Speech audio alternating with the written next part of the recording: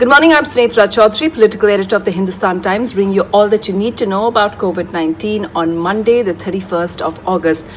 Our top story today is the numbers. In just the last 24 hours, we've seen more than 80,000 cases of the coronavirus, 80,097 cases to be precise, and 959 people have died.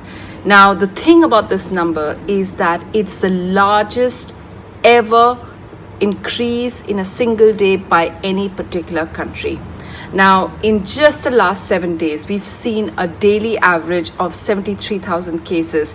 Now, that is bigger than what the US was reporting in its piece in July of 69,000 cases, so significantly higher. And what experts say, who HT has spoken to, that this number is likely to rise because we still haven't seen our peak in cases. Now, it's not just the overall figures of being 80,000 and more that is worrying, but also the fact that we are seeing a resurgence of cases in Delhi, where we've seen in just the last 24 hours, we've seen 2,024 cases. And what we are also seeing that this number has been steadily increasing for the last 14 days. It had gone down to 900 odd cases in the beginning of the month, but now looks like it's inching towards the highs that we saw in June, which was of 3,000 and more cases daily. However, experts are saying that it's nothing to worry about because the Sero surveys show that 30% of the people in Delhi have antibodies. However, what is worrying is that if we have more than 80,000 cases, that means even with the low fatality rates, we are going to see a higher number of deaths in the coming weeks.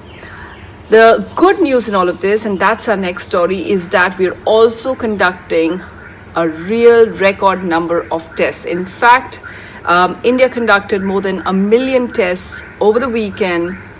Total number of samples that have been taken is now over 4 million. It also shows the long way that we've come since March, when we had only one test, one laboratory, and now we have more than 1,500 laboratories that are doing these over 1 million tests. Of course, we're still not testing enough. We have to test even more if we want to peak faster so that people get tested, they get identified, and they are isolated even quicker. Now, one of the special stories that the Hindustan Times has done is the vaccine diplomacy that has been planned by a group that's deliberating how the vaccines are going to be distributed across the country. This group, which is led by Dr. V.K. Paul of NITI Aayog, has come up with a 5-pronged strategy to use vaccines as a mode of diplomacy. They have identified 5 ways they're going to do this. To some countries which are very friendly, we're going to give free vaccines, and this is all part of India's role as the largest vaccine maker. They're also going to give to some countries, they're going to give it at a subsidized rate, to others at a market price. And they're all working out how this is going to be put into practice. So lots of vaccine diplomacy coming in the next few months. And finally, the protocol for the upcoming parliament session, which is expected to last 2 weeks.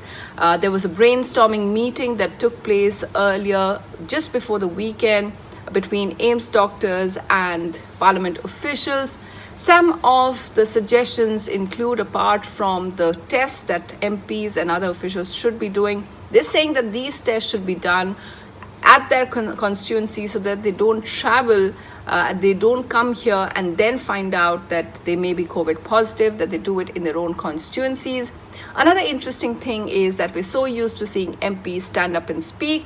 What they suggest, this is Dr. Randeep Guleria of the AIIMS, suggests that they should perhaps sit and speak, because this would minimize the amount of aerosol that is transferred in the air when a member of parliament stands up and speaks. So Parliament is going to look completely different when it opens up. Don't forget to check out the new version, the completely redesigned Hindustan Times on your devices, and you can check out all the stories on hindustantimes.com.